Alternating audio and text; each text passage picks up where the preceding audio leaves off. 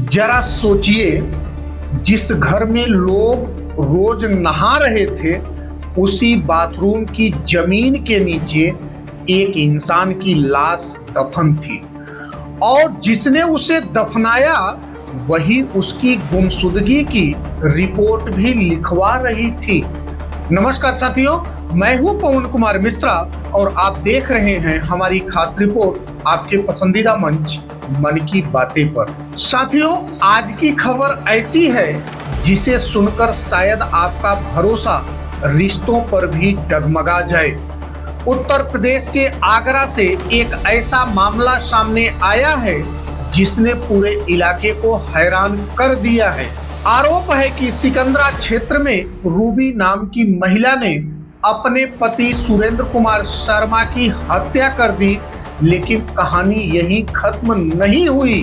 बताया जा रहा है कि हत्या के बाद शव को घर के बाथरूम में गड्ढा खोदकर दफना दिया गया।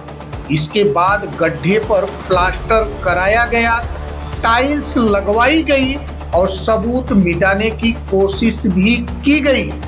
बाहर से देखने पर किसी को जरा भी अंदाजा नहीं हो सकता था कि उसी फर्श के नीचे एक लाश दबी हुई है।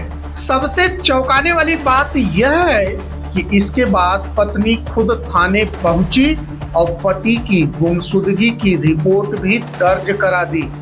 करीब 45 दिनों तक वह अपने पति के लापता होने का नाटक करती रही, लेकिन कहानी में बड़ा मोड़ तब आया जब पुलिस पुराने गुमशुदगी के मामले की तस्दीक करने पहुंची।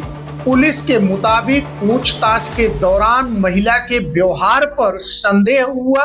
वही मृतक के भाई से मिली सूचना के आधार पर बाथरूम की खुदाई कराई गई और फिर उसी बाथरूम में सुरेंद्र कुमार शर्मा का शव बरामद हुआ। अनिल शर्मा, क्या हुआ?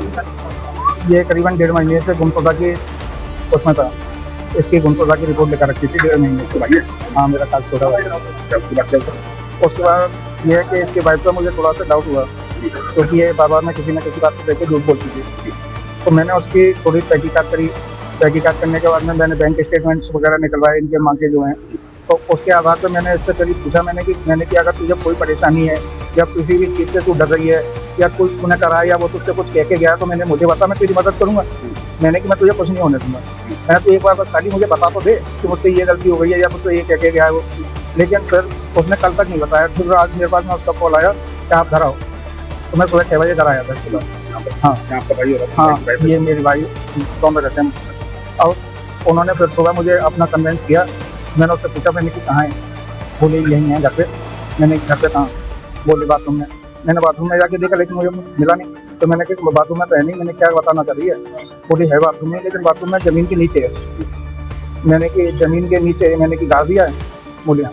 पुलिस ने महिला को गिरफ्तार कर लिया है और अब यह जांच की जा रही है कि हत्या का कारण क्या था, क्या इसमें कोई और भी शामिल था और हत्या की पूरी साजिश कैसे रची गई। साथियों, यह मामला सिर्फ एक हत्या का नहीं है। यह सवाल खड़ा करता है कि जब पति पत्नी जैसे सबसे भरोसेमंद रिश्ते में भी इतनी भयावह घटना सामने आती है तो समाज में बढ़ते अविश्वास, पारिवारिक विवाद और मानसिक तनाव को कितनी गंभीरता से लिया जा रहा है।